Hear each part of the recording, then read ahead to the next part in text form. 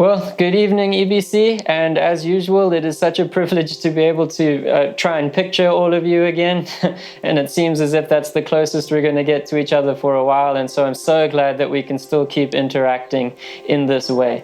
And tonight I have the privilege of revealing to us the culmination of a thought that James has been developing over the last couple of weeks. Remember that last week Marlene spoke to us about getting our wisdom from above and not relying on our own wisdom. And then on Thursday, Errol gave a very clear warning to us against worldliness and about against doing things that the world says is the right thing to do. And he gave us a very clear warning about what this leads to. And so let's read today's scripture, and I'll show you how this is a culmination of those two thoughts. It's from James chapter 4, verses 13 to 17.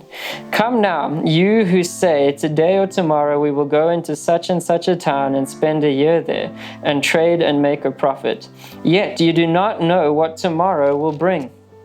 What is your life? For you are a mist that appears for a little time and then vanishes. Instead, you ought to say, if the Lord wills, we will live and do this or that. As it is, you boast in your arrogance. All such boasting is evil. So whoever knows the right thing to do and fails to do it, for him it is sin. Now, let's see how this is a culmination. Now, Marlene spoke to us about getting our wisdom from above, and Errol warned us against worldliness. Well, if you add those two things together, it's two of our most natural inclinations. The first thing is to do what we think is right, and this is what we're taught from the moment we enter primary school. Follow your heart, follow your gut, do what you think is best. Whatever makes you happy, you do you. And also we're taught when we watch TV and when we look at adverts and listen to the radio that everything the world has to offer is the pinnacle of creation. That if we can just get that next job, to buy that next car, get that bigger house, that we will have made it.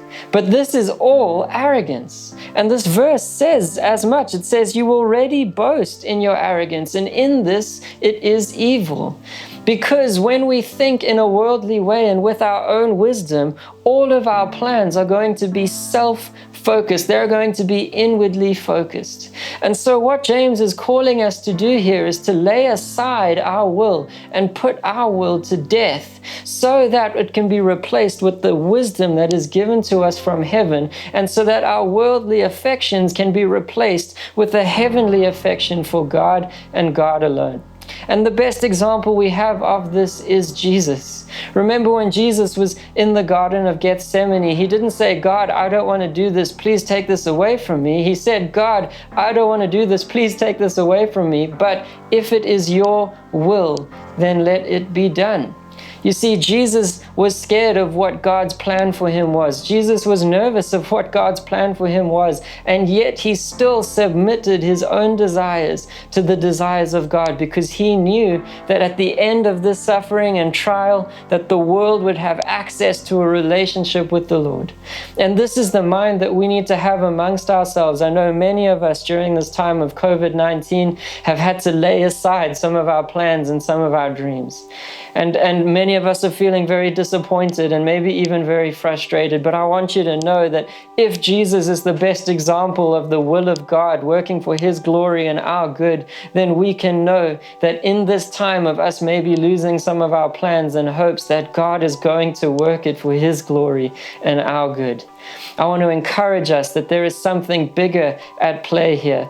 Yes, we are like a mist that vanish in a moment, and so our plans for ourselves may fail. But if we submit to the will of God, we have the joy and the privilege of being a part of him carrying out his ultimate purpose and will for the world and for the universe. And that is to reconcile us back to himself and make us more like Jesus. I hope this has encouraged you, and I hope that it has blessed you. I love you all, and I miss you. I hope to see you soon.